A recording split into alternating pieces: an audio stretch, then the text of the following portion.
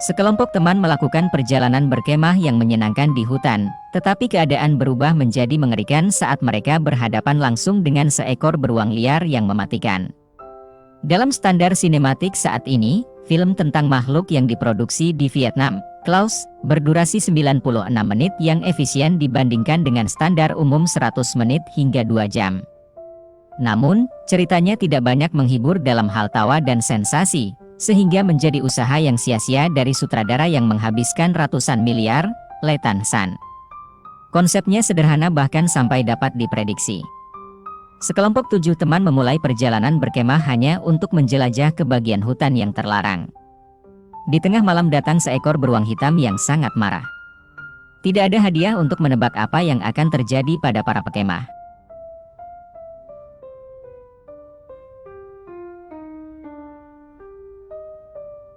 Satu masalah signifikan dengan Klaus adalah alurnya.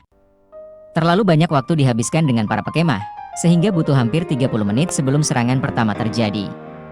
Sejujurnya, tidak ada yang menarik dengan sekelompok protagonis yang berbicara dan mengobrol. Siapa yang peduli dengan pasangan yang terasing, atau pasangan yang sedang bermesraan membicarakan masa depan mereka? Rasanya berlebihan, sampai-sampai mereka harus berhenti mengoceh dan memperkenalkan beruang dan amukannya.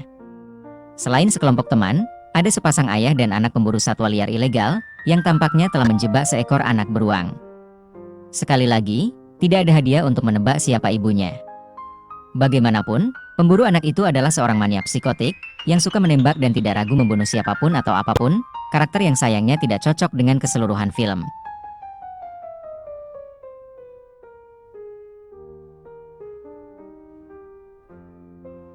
Selain alur cerita yang tidak begitu cerdas, film tentang makhluk itu juga tidak memiliki unsur humor murahan, yang sering ditemukan dalam komedi horor Thailand atau komedi Korea yang keterlaluan. Klaus menganggap dirinya terlalu serius sepanjang film, meskipun merupakan film B-movie. Ada kualitas komedi gelap yang jelas tetapi Le Tan San gagal memanfaatkannya. Sebaliknya, narasinya menggabungkan potongan-potongan sentimentalitas, dan taktik melarikan diri yang diatur dengan santai untuk mengisi sisa waktu layar. Dengan sebagian besar film yang berlatar di malam hari, beruang hitam yang ditampilkan dalam CG lebih dari meyakinkan karena ia dengan agresif menginjak-injak dan mencabik-cabik korbannya hingga mati. Kekerasan tidak konsisten karena sebagian besar serangan beruang ditunjukkan dari jauh. Meskipun ada adegan mengerikan yang melibatkan salah satu pekemah yang terluka oleh perangkap hewan daripada induk beruang.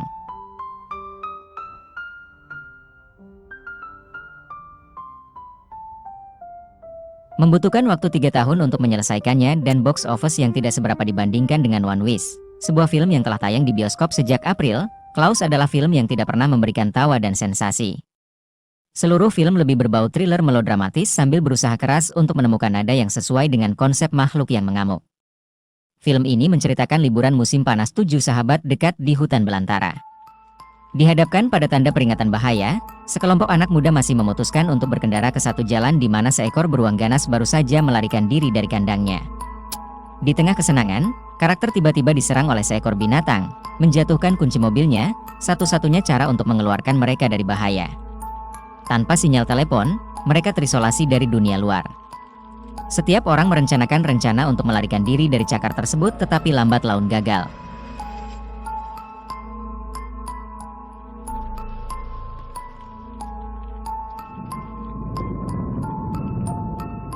Klaus karya Le Tan San dimulai dengan pembukaan yang umum dalam film-film semacam ini.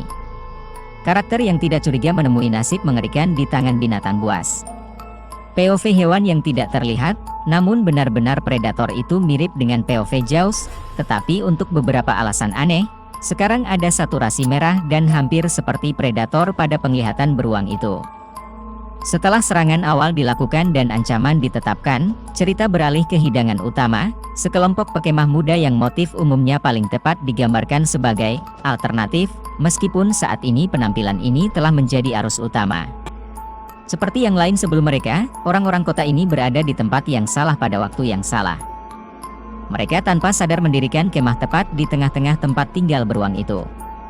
Dan setelah memahami inti dari konflik interpersonal mereka yang sudah ada sebelumnya, dengan 3 pasangan dan 1 orang yang secara ambigu aneh, akan ada drama, pemeran utama berbulu itu mulai mengamuk.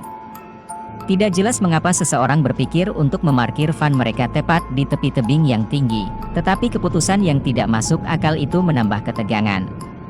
Saat karakter yang panik berlindung di dalam kendaraan selama sebagian besar babak kedua, Anda tinggal menunggu jatuhnya air terjun.